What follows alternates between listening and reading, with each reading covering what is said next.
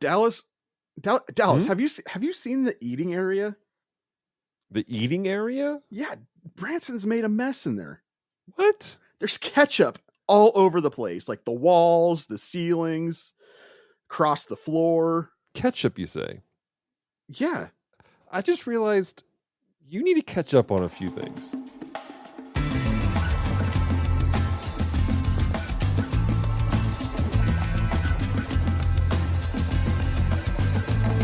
General Romeo coming in, begin transmission. Should you accept it now, here's your mission. Take your pilot seat and turn on your television. Logging into the Gundam Watch. What is a Gundam? We're gonna answer that question. From back in the classics to the newer expansion. Explore the lore with Dallas Moore and Branson. Welcome to the Gundam Watch. Moyagare, come and join the Gundam Watch. Kashiagare, come and join the Gundam Watch. Yamigaeru, come and join the Gundam Watch. Tobeo, Gandamu, come and join the Gundam Watch. Brought to you by Geek Devotions comes another podcast to keep your feet in motion. Listen in close and see what's all the commotion. Logging into the Gundam Watch. Dallas and Branson bringing their fandom to you with the passion of the veteran instructing the new. We're diving deep, but this ain't Bees, Views, and Reviews. Welcome to the Gundam Watch. Hello, Gundam fans, and those who would like to be Gundam fans. Welcome to the Gundam Watch, an extension of Geek Devotions, a show from devoted geeks are devoted, letting you know that you're loved. I'm Dallas, and joining me today live on Shiro Base is the man, the myth, the legend, the I wish I was Char Aznavour himself, Mr. John. How are you? How you doing, bud? Ohio gozaimasu. Oh, good. How's those Japanese lessons coming? I am not sponsored by Rosetta Stone, but I will say it's a fantastic program. Yeah, you enjoyed it? It forces you to think Japanese instead of just learning words. So it's expensive, but you're going to pick it up quick. So John is slowly becoming our resident translator here on the ship. And so I'm looking forward to see the insight you bring to not just Gundam, but anime period for us as we continue on this journey through the Gundam world. Hey, if you're new to a podcast and you missed what we're doing, we're traveling through all the Gundam franchises together. We're doing we got a couple streams happening at the same time. And I am our resident, I don't want to say expert, but I've been into Gundam for a very long time. Just say expert. There's so many more people who know more than me. And then John and Branson, they're the noobs to Gundam. John is fastly becoming a weeb though, and I'm just so proud of your development. I've actually been talking to my wife. Once I become fluent in Japanese, we're literally talking about taking a trip to Japan. Nice goals, man, goals. Well, let me ask you this: what, just for the grins of it, what's one or two animes that you've been watching lately?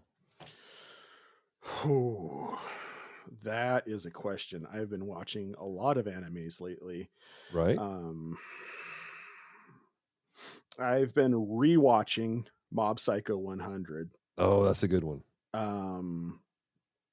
Not only have I been rewatching it, but I've been buying the manga for it as well. No kidding. Well, you were getting deep, bro. And then I haven't started it yet, but I have bought the entire series of Assassination Classroom. Nice. And I have a box set of the entire manga on my saved on my wish list for Amazon. So nice. Assassination Classroom. It's one of those that S tier series I recommend people. That show breaks my heart every for like 98% of it, it's like yeah, but the way it ends, it rips your heart out and says, "This is it. Look at it before you die." Pretty much. That's good. For me, I've been watching various stuff. Celeste and I've been trying to catch up on My Hero Academia right now. Before the next season drops, we caught up and we went to the theaters to watch the Fathom event of Demon Slayer the Swordsmith arc. Oh yeah, dude. I was super jelly that you got to go to that.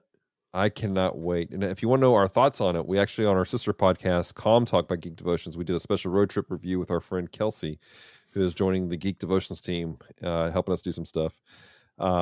Also, I've been diving back into Star Blazers 2199, which is also called Space Battleship Yamato. And I forget how much I enjoy that. I really think you and Bryson would enjoy it. It gives me Captain Harlock vibes. Okay, you just said the two magic words to catch my attention for that. I said vibes. It's not the exact same thing, but I think you'll enjoy it. It's from that same era. So although that's according to Captain Harlock, there's wind in space. So true story.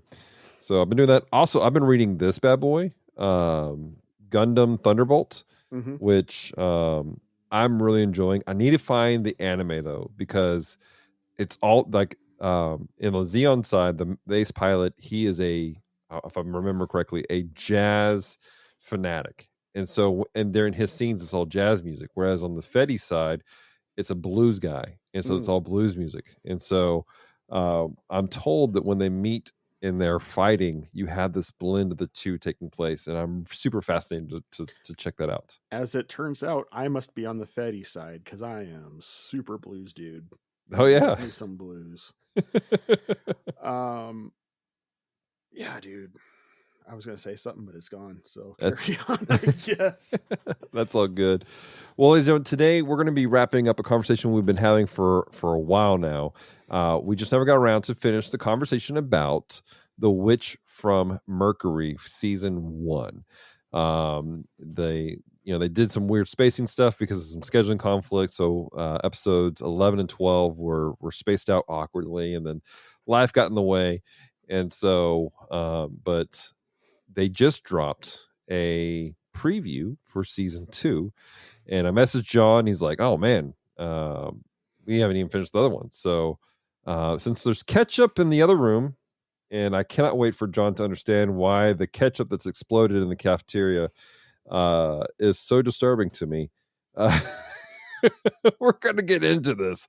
So John, are you excited about this? Are you ready for this? I mean, at this point, like, are you asking my expectation? Because I can give it to you outside of my pod if you'd like. Yeah, let's just go. We'll skip the pods here for right now. All right, the pod explanations for today. Okay, as far as my expectations are concerned, so I've dropped off the series a little bit with the whole pause that we had with the timing and whatnot. Right. I started getting involved with other animes, and then the idea of coming back to it just never sounded super appealing to me because the show started making like that one guy at the party who thinks he sounds intelligent by responding to all your questions with just more questions, but it just makes you want to punch him in the neck beard. So I was a bit frustrated, but then some kindly person had pointed out to me that there are some English dubs that have been created and that they're putting out for season 1. And I prefer dubs. I'm sorry, I'm not fluent in Japanese yet, and I don't read very fast. No shame there. And I can tell you, it completely changed the series for me. I caught up on, I caught more nuances going through the English dubs than I did through the Japanese dubs. So I'm like, I feel a lot more invested in what's going on now. I can respect that.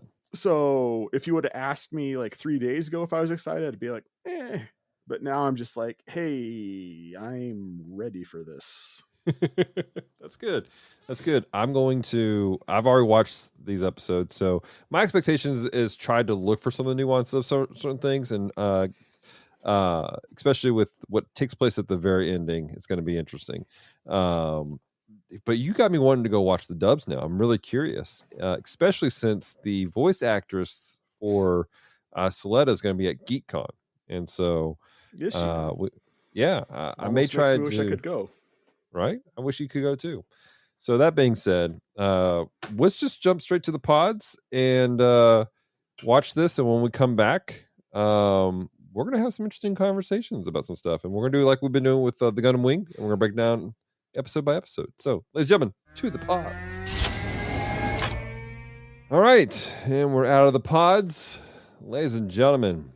Pop goes the weasel because the weasel goes pop. We're not there yet, John. Oh, sorry. We're not there yet.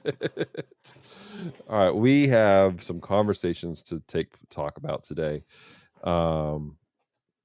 I figure we'll do this one at a time. We'll start with episode 11, The Witches from Earth. And the description of this, the synopsis of this from Gundam.fandom.com says this. The members of Earth House depart the school to pick up Ariel, which has been under repair. Their destination is planet Kieta, a giant development facility that belongs to the Burnett Group. But Soletta is still troubled by the misunderstanding between her and Mjorne. All right, so let's talk about this episode. It turns out it's called the Barrett Group. The Barrett Group. That's what they say in the dubs. Interesting, fascinating. So for me coming out the gate, I feel so bad for Soletta. Like I'm just like I need you to like especially that part where she's like she doesn't get a lunch at all, like because she misunderstood what was happening and the confusion like that. Like I felt so bad for this little girl at this time frame. Like it really broke my heart to see her like that. All right, I'm gonna pee on the party here a little bit. Okay, you do that. I adored and hated how this episode made me feel. Really? You know, you being amongst my close friends, you know a lot about what's been going on with me for the past 3 months now. Right. And I've been going through a rough patch. Mm-hmm. And this did not help because I saw so much of how I feel and how Soletta was feeling. Mm-hmm. And I related so much to her that like this episode almost broke me. I'm like, oh, wow. Oh, I needed a break.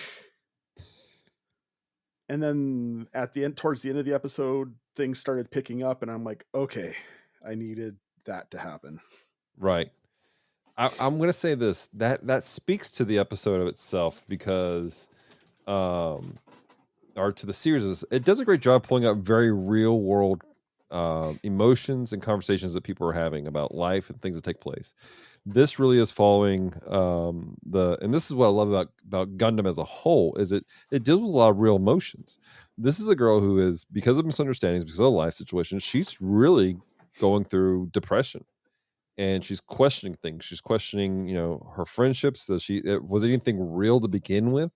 Like that really hit home. I know it hits you pretty hard, but like even me, I was flashback to some stuff that's happened in my life, and even some things that happened recently in my personal life. I thought, like, man, this sucks. Like seriously, like when I talked about earlier how Assassination Classroom hurt me at the end of it, but it hurt me in a good way. Like it made me feel for that character. Mm-hmm. That is more acceptable to me because I can detach from it and saying this is for a fictitious thing.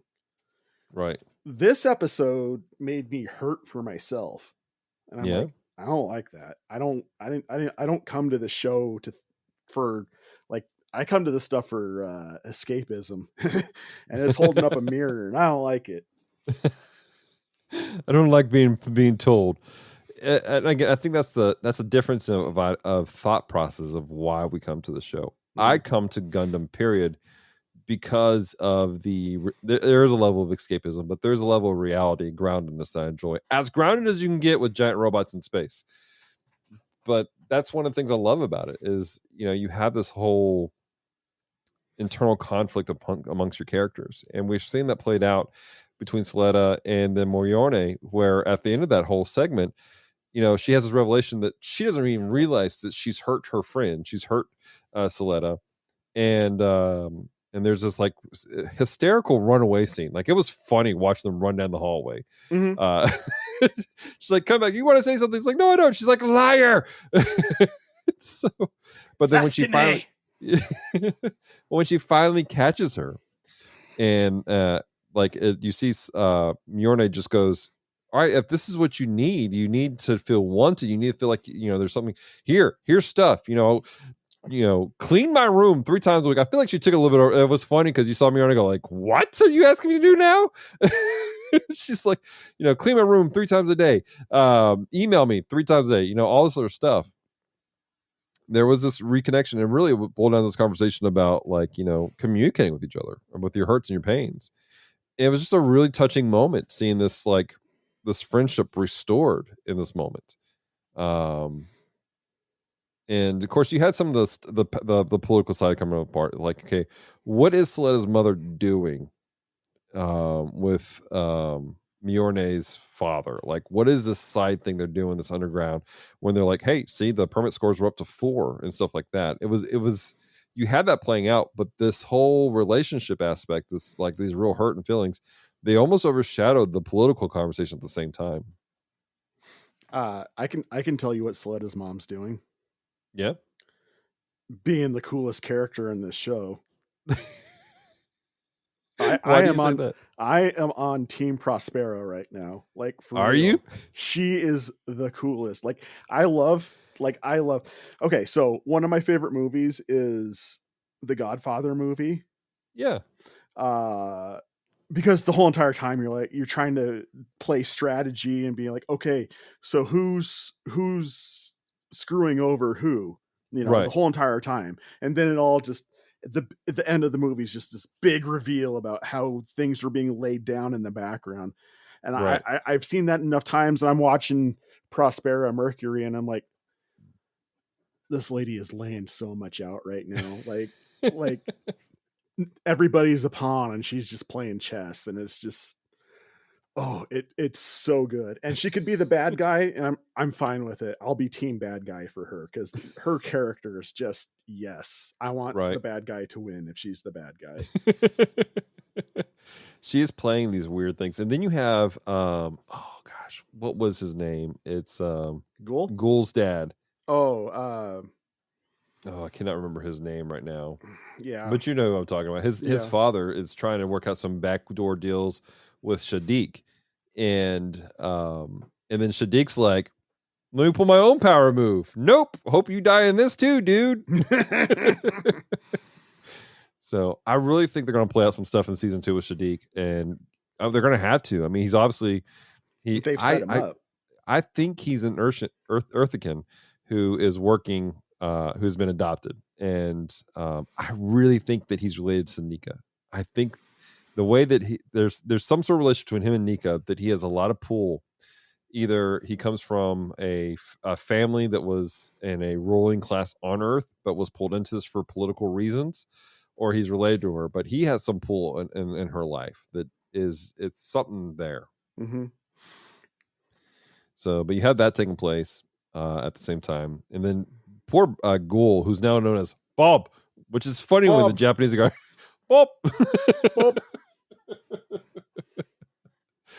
Oh my gosh.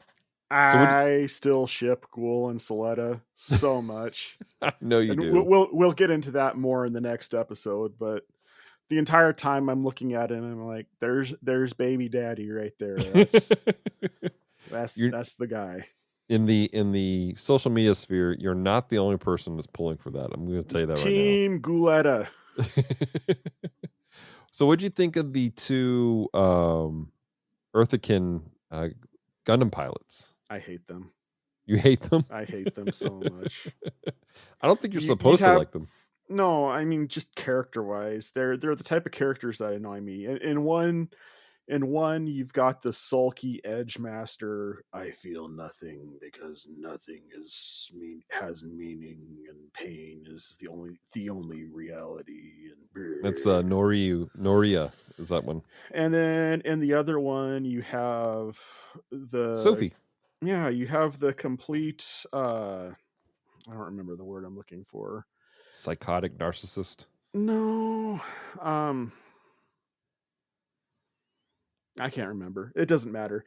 But it's just it's the opposite. It's the opposite coin of the edge lord, where it's the nothing matters, so everything's ridiculous and meant to be experienced and thrown away. That the flippant. Sorry, go on. The flippant,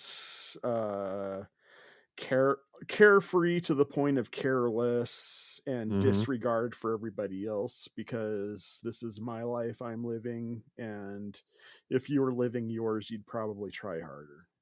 Right. Celeste and I were talking about her and about that character Sophie, and we both Sophie is basically um the psychotic version of Choo Choo. I could see that. If you were to like kind of pair them up, it's like if Choo Choo lost her mind and just went crazy. I think that that's who she is, um, which is an interesting dynamic. Now, these two girls, they're part of a subgroup called Dawn of Fold, which we met briefly in the last our last episode. Mhm. But it's this terrorist group that's from Earth. The Gundam fandom describes them as they carry out guerrilla activities under the guise of improving the status of Earth of Urshans. And that's an interesting conversation. Like, what is their real objective? Because I don't think they're really out for the freedom of Earth. Like the way that they're working with Shadiq and whatnot, like they have an alternative motive. I don't know what's going on. But while we're talking about them, let's talk about their suits, because their suits are interesting to me. Their designs are bulky, they're big, they're kind of whatever. Oh, you're They're talking kind about of the mobile suits. Okay. yeah, yeah.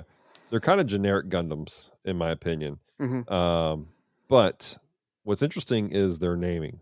They're Gundams to begin with, but they're legit. But they're called Gundam Lathrith Thorn, which is the one that Noria pilots, and then the one that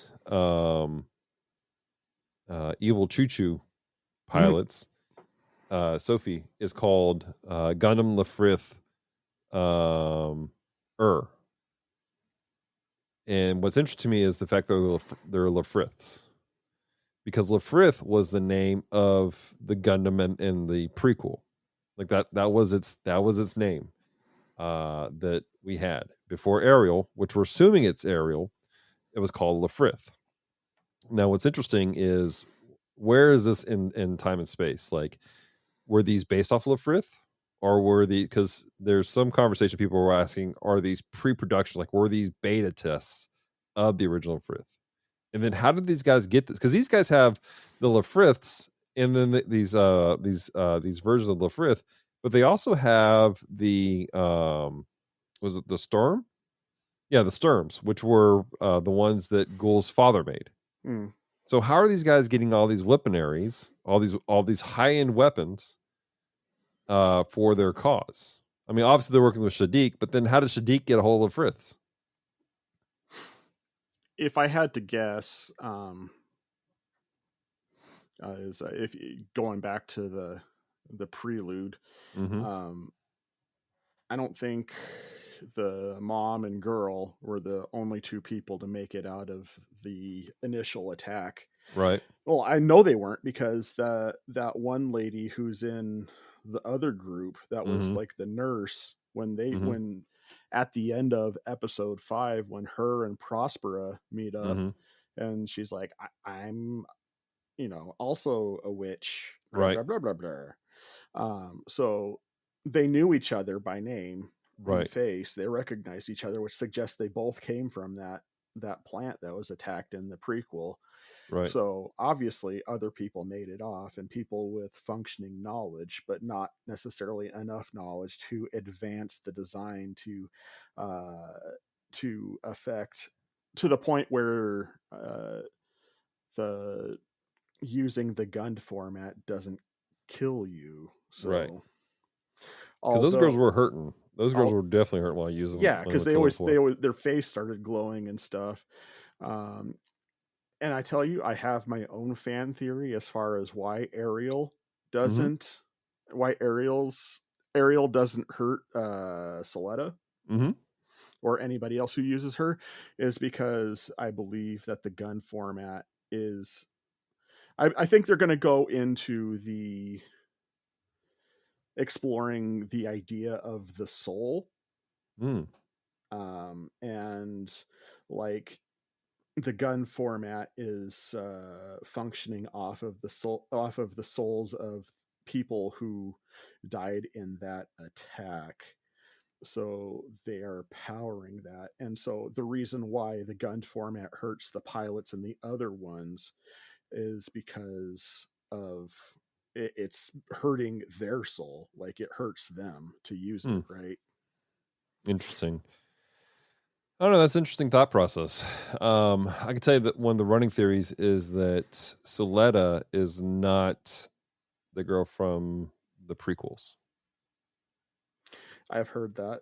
and that the girl from the prequels, Ari, is Ariel, and that's the reason why Prospera is so.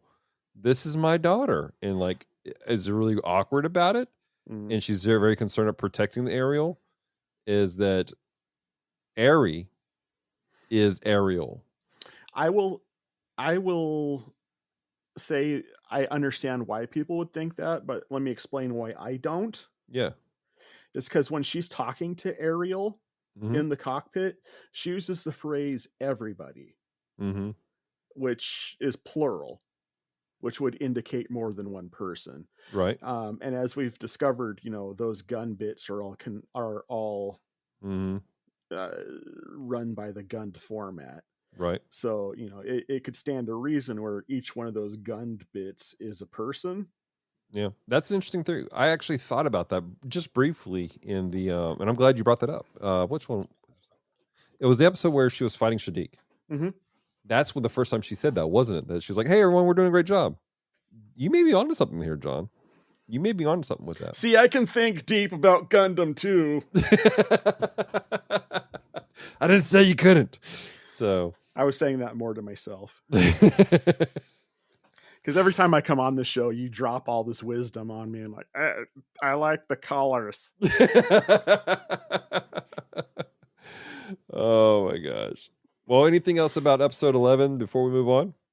No, 12 is, like I said, 11 hurt me. 12 is where I want to get to, especially with the end. I want to talk about that end because I love that end so much. Let's do it. So episode 12, Keep Marching On Instead of Running Off, is the name of the episode. That's a long title. It was written by an emo band. That or it's the back of a VHS cover. I don't know. I am looking for the If you want to understand that joke, go check out the Leprechaun episodes of the Leprechaun 2 episodes of The Bottom Shelf, another podcast that Dallas and I do. Right, which should be coming out today, hopefully. The same day as this thing, at least. I can't find a proper summary of this one. Oh, here we go. Plot. Yeah, there's no thing written on the Gundam Info site. Basically, this is where the crap hits the fan. And at the end of episode 11, they're attacked by the Folodon, and they're just trying to survive at this point in time as this floating plant base is being attacked. And Soletta and Mjorne are on one side of the ship, the Ariel's on the other side of the ship, and everything's going to crap. And then at the same time, the president's on the ship. Huh? The president's on the ship. Yep. The president, well, Mjorne's father is on the ship. And so let's talk about this because this is where the action takes place. Like these needed to be watched in tandem together for sure. So John, floor is yours, man. What were your thoughts on the front of this whole thing? Keeping me from the end.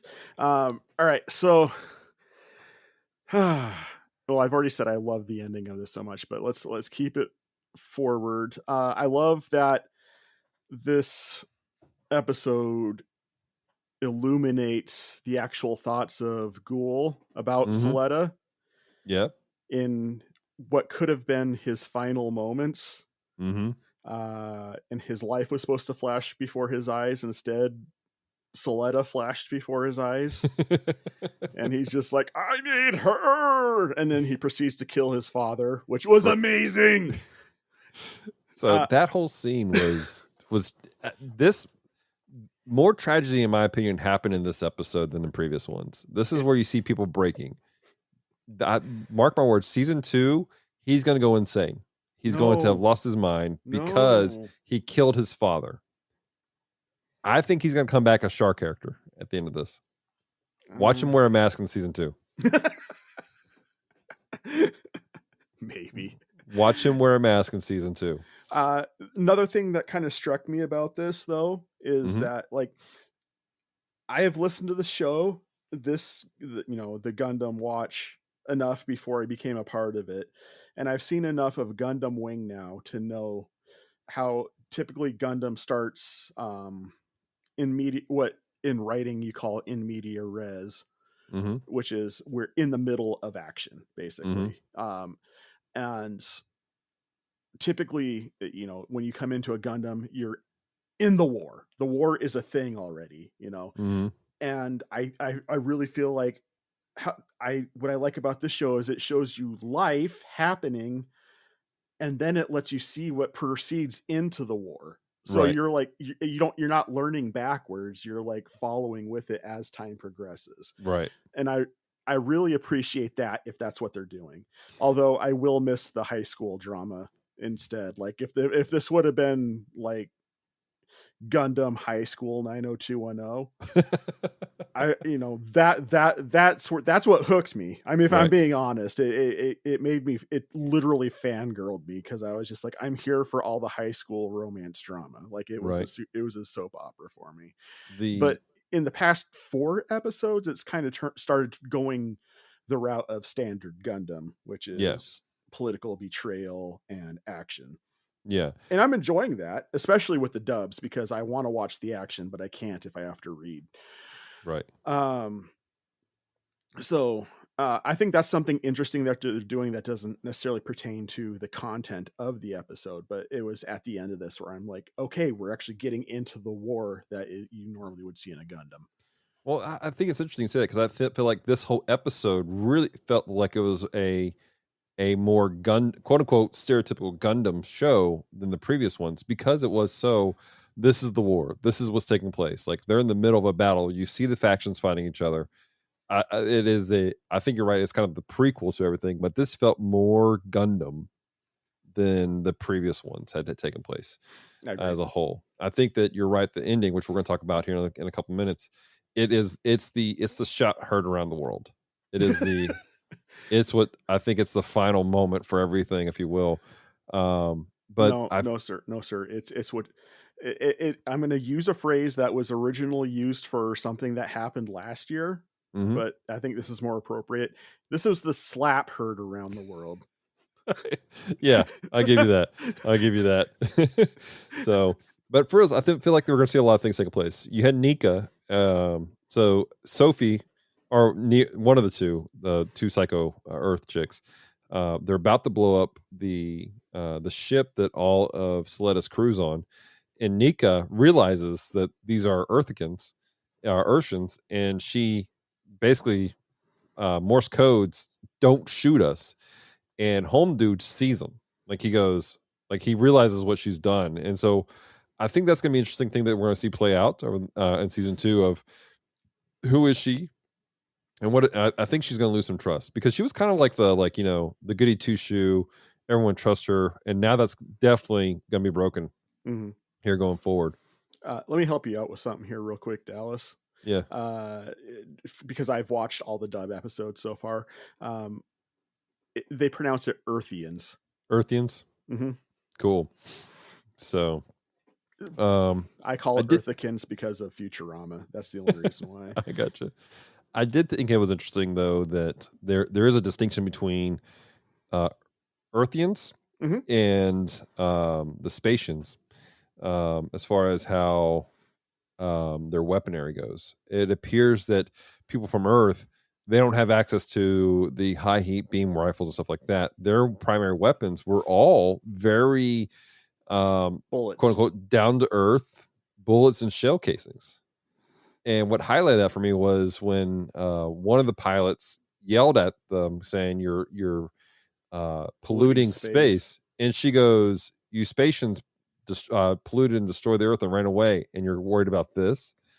Like that kind of highlights some of the undertone that I think we missed in the early portions of it. Partially because we're watching it subtitled, we're having to carry some stuff. Of this really is Earth has been messed up. Like, and we saw a little bit of that with this when you see the school setting the girls come from.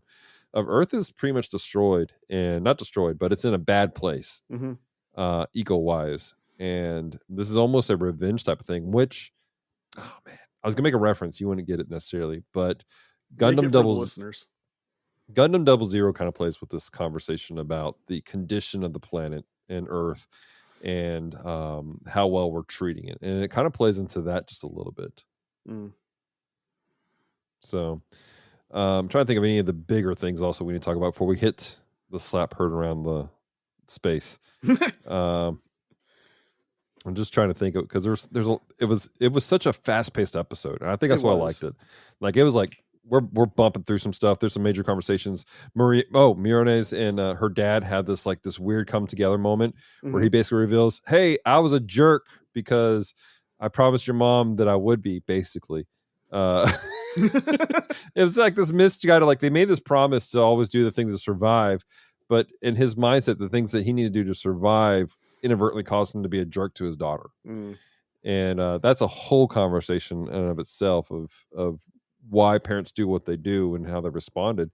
But like at the end of his life, we'll say his life, he's not quite dead yet. I think he liked to go for a walk. But I was just gonna make the joke. That one's for you, Francisco. Yes, Francisco Ruiz. By the way, if you guys want to see a Monty Python, the Holy Grail fanboy, check out Retro Rewind podcast. Talk to Francisco. Make all the Monty Python jokes in his stream. He loves those. But anyways, he also likes being called Frisco County Jr. He does, or Roy Frisco, Roy specifically. But anyways, lost it. I appreciate that her dad jumped in to protect her. Like, yeah, you saw this turn a little bit a couple episodes ago, but you're starting to see this character development of like, no, I know I've been a jerk of a dad, but I genuinely care about my daughter, and I appreciated that shift that took place.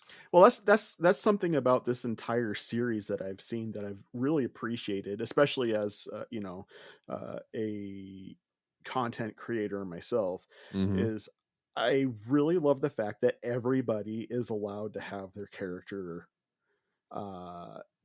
progress through the series, because in a lot of the other animes that I watch, the only character that's allowed to experience any sort of personal growth has been the main characters, and then of course the secondary characters all remain the same. Right. I like that everybody gets character growth in this series. It's not just Soletta or Miorne, but Choo Choo experiences character growth. Ghoul, oh my god, the character growth that I've seen in him. I love how his character has arced so much since episode 1. If they give him the Gohan treatment and throw him to the side, I will be so mad. I will be so mad in the second season. No, they can't, because he has to get married to Soletta. They're gonna get married and have a lot of baby Gundam pilots, and live happily ever after. And sir, this is a Gundam show. There is no happily ever after. Sir, I am playing Barbies in my head right now. This is a Gundam show, sir. There is no happily ever after. Sir, this is a Wendy's. Now, where's my spicy chicken sandwich? Oh my gosh, that's terrible. But yeah, like I said, this was the episode where I feel like there was a lot more heart-wrenching moments that took place. Ghoul's father dying. You had Miorne's situation with her dad take place. And then he gets mortally injured. We didn't mention that right after this whole thing. Yeah. You have Nika basically being exposed as somehow being part of this group, and they're trying to figure that out. But Soletta gets back to Ariel after her mom coaches her awkwardly. There's some conversations about the whole phrase, 1 step back, 2 steps forward, or gain 2 going forward.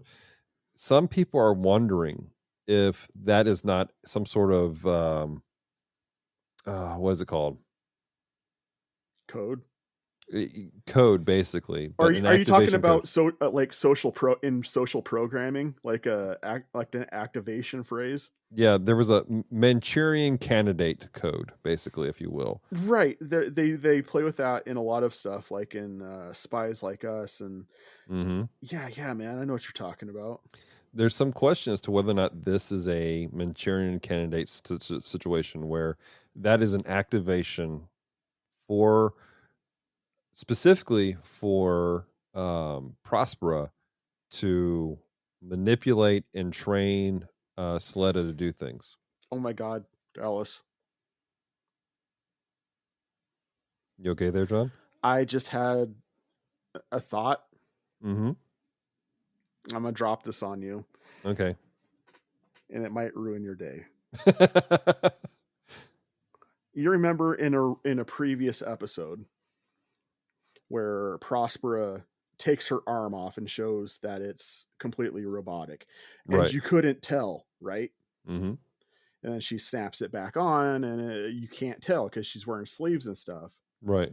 And you're saying that you think Ariel is airy, right? Or some people do. Some people are suggesting that, yeah. What if Soletta isn't actually a human? That's the running theory. Like, what if Soletta is just like Prospera's arm, but just a complete human? That's so my theory of it, if we're going to roll this route, is that she's like Elon, the first Elon we met. It's a person that was manipulated. There was a cloning process taking place somehow, and memories were, I don't want to say they were replaced. I think that she legitimately raised this Soletta. I think Prospera genuinely raised her as her daughter, but mechanical or something else programmed her in certain ways. I don't think you're far. There may be some mechanical aspects inside of her, in her brain, in her brain itself, or it's just the way the chemistry works out because of the way they built the gun format. What if, because they showed the actual Elon, not Elon, or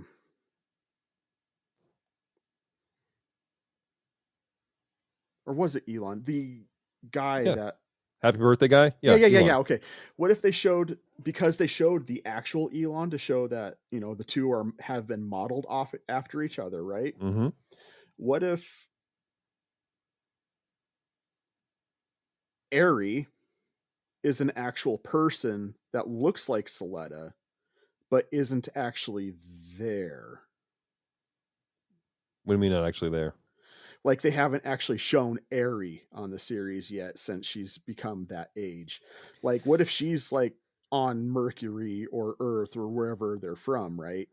Yeah. And then Soletta is just the kind of like the body stand-in sort of thing. In the same way that Elon, right, he had the duplicate and the actual. I think we may be onto something with that aspect. I think that, because that's the other thing I've noticed about these Gundam series is they'll show you little clues to what's coming up if you're looking. Oh yeah, and don't just go, hey, that's an interesting thing that they never came back to. This may be, you may be onto something. Maybe on some, because it's the only way to explain. Not the only way it explains, but the shift that took place. You know, there was gunshots, there's blood, she's freaking out, and then all of a sudden Prospero is like, she says the magic words, gives her instructions, and all of a sudden you see trembling in her eyes to straight-eyed, it's all good, we're going to do this. Jumping now to the end of the episode. Yes. Where, and for those of you who haven't watched it, you can go watch it because we're about to spoil something big. Can I get a witness? Bring it. Miorne is in trouble. She's got to get shot. Soletta just blows through the hole. How nobody's like being sucked out, I don't know. Preach. And then she sees that she's in trouble, and she takes Ariel's hand and just smacks down onto this dude like she's slapping a packet of ketchup. Yes. And blood is everywhere. Like, it is, the arm flies and it hits her, and then Soletta falls out of it, and it's like it's a Sunday. She's like, oh, I'm so clumsy. Hey, I'm here to save you. Da-da-da. Sticks her hand out, and it's completely coated in viscera. It's like, did you just come off the set of Barney the Dinosaur? You're so happy, but there's just carnage everywhere. And I think, like, that's one of the reasons that people are like, is she being programmed? Like, is there something taking place here? I am thoroughly convinced that of one of two things has to. The more we Mm-hmm. talk about this, either one, Soletta is an actual synthetic life form and not an Right. actual person at all, Mm-hmm. or two, Soletta is a real human, but she's been socially programmed, much in the BioShock "Would You Kindly" Mm-hmm. form. So it has to be one of those two things, Right. because because that was the other thing, is when she came back to her mother literally blew the brains out of like 4 guys at the end of this episode, and Soletta's just like horror stricken at just people are dead, Right. dead. And then she says this phrase, and then she's just like, goes Gallagher on that guy who is about to shoot Mjolnir. Right. And then Gallagher. that was good. And then she's just like, la la la, past all the gore and grime. And like, Right. you know, I think Demara could probably back us up on this, that Right. you don't go from that amount of being disturbed to being completely unaffected over the course of 5 minutes. Yeah. Exactly. Even though with the charge that she's being told, this is how you protect. Mm-hmm. And that's the thing, the way that she acts, so like it's like a brand new world to her Mm-hmm. all the time. Mm-hmm. It leads me to several things. But it's just, it's like there's nothing. It's like she's a fresh slate up there, and she's being taught. And so, yeah, Dallas, there's something happening. I'm just gonna say this, Mm-hmm. and I mean no offense to anybody listening, but that could also just mean she was homeschooled. Well, we know she wasn't. She was on the schools in Mercury, but she wants to build better schools at Mercury, if you remember. I'm just saying, because that's just classic homeschooler. Oh my gosh. So, well, guys, that's where we're at with that. Now, that being said, this episode, this moment here, it almost killed the series. We almost did not get a season 2 because parents in Japan freaked out. And I told this to John, and John was like, what? And so I want to unpack that with you guys a little bit here. The reasoning why it almost got canceled was because the time slot that this was airing was a time slot that was prime for younger kids in Japan. And parents were like, oh, cool, it's Gundam. And up to this point, there's been some violence, but it's not been a big ordeal. They're like, oh, they're in school. You know, it's like, oh, he chopped off the little feather on the guy's head and the game's over. La la la.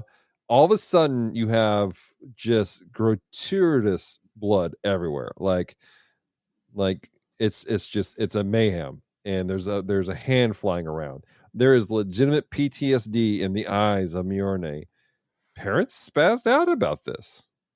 And there was some conversations about it. Now I haven't had a chance to look into it. Hopefully I can do it later. I don't know what the fix was, if they're just like, screw you guys, we're doing it anyways, or if there was conversations about trying to shift it to a different time slot in Japan, where it's just more for older kids. But this almost shut down this particular series of Gundam. So what are your thoughts on that, John? Mr. I don't like censorship. I am. I'll be the first person to say it. I am anti-censorship, because for as many people who say things that are contrary to what I think or feel, their right to do that is what gives me the right to say what I think and feel. So I'm very anti-censorship. It just strikes me as a form of thought control. Right. But my right-wing rant aside,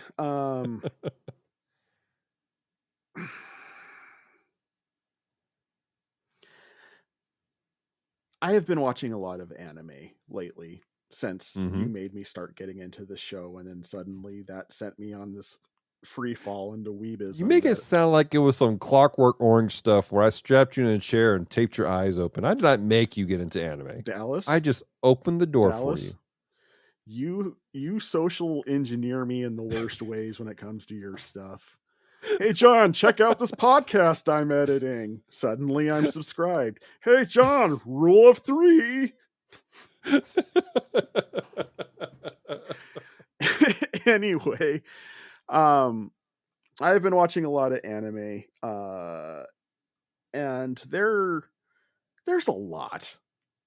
I don't know about Japan's standard as far as how they do their programming over there. So I'm speaking from a place of ignorance on this subject. However, having watched Chainsaw Man, or having watched names are escaping me right now, or even Demon Slayer, Right. Having watched these shows, I've seen more blood across those shows than I have in this last episode, or the past few episodes, or even the whole entire season of this series, Right. And so, yeah, just because it hasn't been present doesn't mean it wasn't going to be there. Right. So here's the deal. Japan have legitimately some very strange constructs on what is appropriate, what's not appropriate, but they also have some very strict constructs on what is allowed and not allowed for children and for older people. I mean, this is the same. I'm not gonna go there, but they have some very strict constructs on certain things. They have a lot of allowances for things as long as it takes place in what they've deemed socially appropriate timeframes. Okay. And so for them, and that again, that's where it was. There is a time frame that they know that younger kids will be viewing stuff. Okay. Now remember, this is the society where kids are in school year round, basically. Mm-hmm. And when you get into what we would call high school, your school day doesn't end at 4:00 in the afternoon. Mm-hmm. You go to cram school. You do all this stuff extra, and so you're in school until late at night, not including you traveling home, because kids, like, it's not like you have a school bus that takes you home. Like, these kids are catching buses, like public buses, or catching trains and stuff like that. Yeah. Kids as young as 5, just bye mom, and then taking a 45-minute train ride and doing connections to get to school is the way their society is built. So they understand that younger kids will be watching at a certain time. Older kids will be watching at a certain time.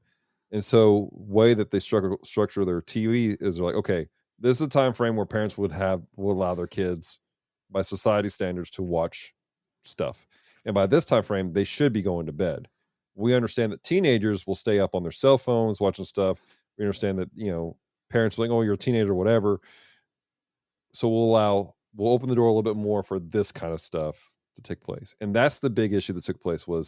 This was slotted at a time frame where a lot of younger kids were watching it, and parents who they understand what Gundam is, and they understand the range, because Gundam ranges from being very I don't want to say adult as in it's going to be like inappropriate with sex and stuff like that, but it's very adult themes, Mm-hmm. to super chibi SD Gundam stuff. Mm-hmm. And so these parents have gone, okay, all right, this isn't bad, this isn't terrible. They may have missed the prequel, but for 10 episodes, it's been pretty benign. And then you have the slap. Okay, so let me give you my 2 thoughts on this. And I'm still against how they approached it, but for different reasons. One, I would say the fault mainly comes down on the TV programmer at the station it airs on. Oh yeah. When a broadcasting company purchases a TV show, they purchase it in seasons to air. So they would have had the full season and known what content was where in the episodes. So it would be, I would say it's the programmer's problem, not the show itself. The show is just the show. Right. Secondly, the fact that they were talking about shutting it down entirely just strikes me as being overly punitive. Because it's like it's not the show's fault. Right. It's not like there isn't any precedence to it. it should have been on at a different time. Let the show continue and program it at the appropriate time then. Right. Which I think is what they end up doing. But again, you have to keep in mind, this is also the society that like society dictates that you and your wife should not be walking around showing PDA. Mm-hmm. I wish Society we had that says here. that if you're on the train, you shouldn't be on your phone talking. I need to move to Japan, dude. You probably do. So, but there's a lot of social things. You know, one of the reasons why people in Japan they don't like Americans traditionally is because they're loud. And That's when a you're in fact. public in your society, you shouldn't be loud. You should be quiet. I need to go to Japan. There's a structure of you shouldn't stand out though. You shouldn't be abnormal. You should flow with everybody because, and again, this goes into a whole lot of stuff. As an island nation that is prone to tsunamis and earthquakes and stuff like that, at a drop of a bucket, the entire country has to operate as one unit to survive.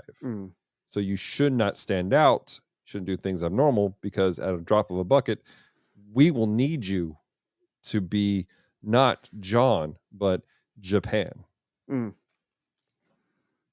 I can dig that. And like I said at the beginning of this part of the conversation, is I am approaching it from a position of ignorance when it comes to culturally how they function with their TV programming and all that. It's just me speaking from the perspective of white John from Washington State, North America. Right.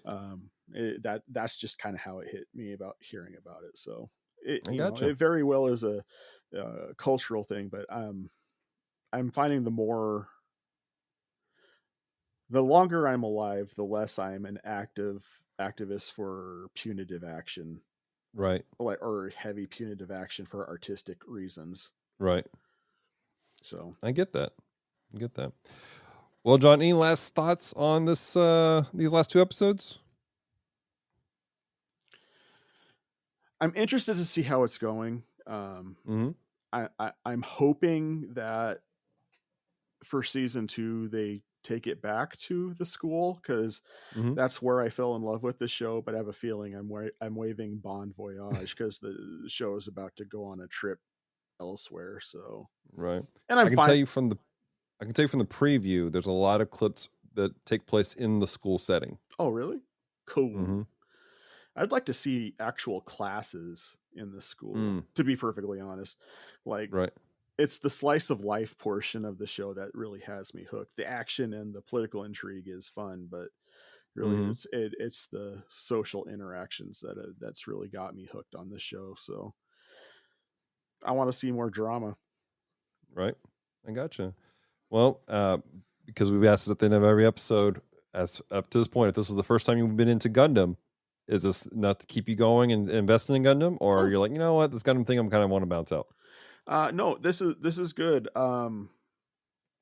It's definitely got me hooked on this particular series.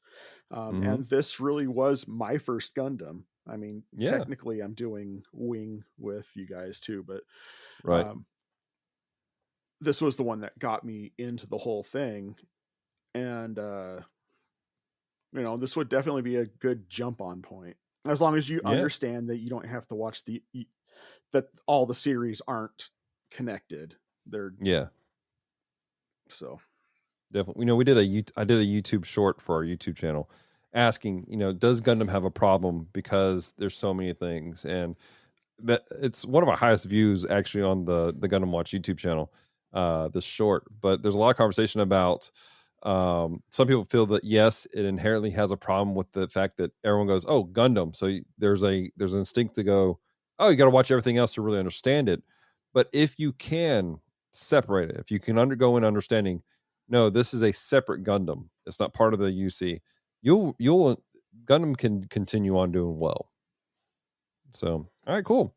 Well, guys, those are our thoughts. We want to know your thoughts in season 1 of The Witch from Mercury. Did you enjoy it? Did you not enjoy it? What do you think of these last 2 episodes? What do you think about the controversy of it potentially being shut down? Well, obviously, it's not. It's going to be back in April. So everyone get ready. Get your Crunchyroll app ready to go, because April we're getting more Witch from Mercury. That being said, we're going to transition now into our maintenance reports. Now loading the cruise maintenance reports. Reports begin in 3, 2, 1. Hello, everybody, and welcome to the maintenance reports portion of the show where we try to find some redeeming thoughts or ideas that have been inspired by the things that we've been talking about for the last hour. Dallas, do you have a maintenance report for us? I do. Mine is coming from episode 11 that John wanted to turn off and kill. Um, because it was such a big portion where Soletta is dealing with this grief, and by grief, there's so much going on, so much confusion, and it started with a misunderstanding of what was happening in reality, and to the point that she felt isolated, she felt alone, she felt like nobody cared about her, she felt like everything she had done up to this point had been a lie. And it brought me to the scriptures, because that happens with some, and sometimes there's a legitimate offense, sometimes it's a perceived offense, and the question is, what are we supposed to do when there's offense that takes place? And Jesus says in a couple places about dealing with offense, dealing with these situations. Matthew 5, verses 23 to 24 says this: so if you are offering your gift at the altar, so if you're coming to do some worship, and there remember that your brother has something against you, so you remember that there's somebody that you've wronged somehow, you've done the issues with, leave your gift there before the altar and go. First be reconciled to your brother, then come to offer your gift. So he's saying, look, if there's an issue, go handle it. Go to them, say, hey, look, there's this issue that's taking place. I have bitterness towards you. I have this, or no, I'm sorry, this is if they had something against you. So if you know you've done wrong, you've done something that's offended somebody, you've stepped out of line, you should go handle that. You need to go to them and reconcile with them. At the same time, what if that's been done against you? And that's where we jump over to Matthew chapter 18, verse 15 through 20. It says this: if your brother sins against you, go and tell him his faults before you and him alone. So he says, if there's so it's done you wrong, go to them in private. This isn't like, go up to them, hey, you idiot, and you jump them, but you go and talk to them. And it says, if he listens to you, you gain a brother. But if he does not listen to you, take one or two along with you, that every charge may be established by the evidence of 2 or 3 witnesses. Now, this is not a let's get a group together, a posse together, and gang up on this person, but it's like, hey, you're not admitting, you're in that you're continuing to say that you're that there's nothing wrong here, and that you have, you've rightfully wronged me. And you're not taking a posse to beat them up again. It's a matter of like, look, hey, let's talk this out, because there's some stuff that's not being understood. Let's walk through this, and some of this takes some humility, because maybe that's you in that conversation. You admit that where you were wrong with certain things. And then 17, if he refuses to listen, tell it to the church, and if he refuses to listen even to the church, let him be let him be as a Gentile and a tax collector. And what he's saying here is like, look, go up the chain of command, bring a couple people, hey, look, this is our issue, and then go to the authorities.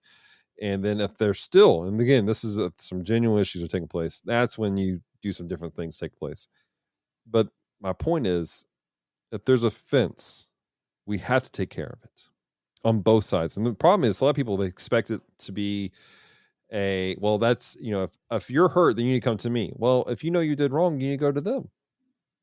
And there's the whole thing about working in a biblical community.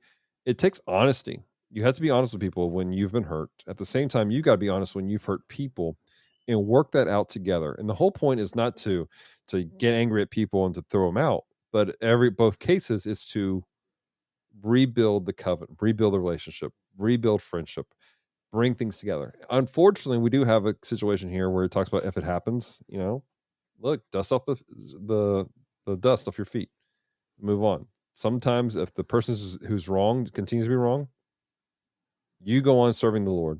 You go on doing what you need to do.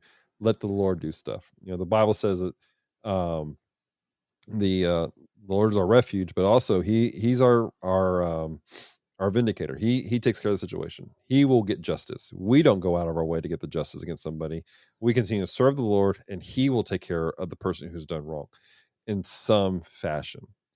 And so that is my maintenance report. If Soletta had gone to Mjorne, going, hey, I'm hurt, things would have been handled beforehand.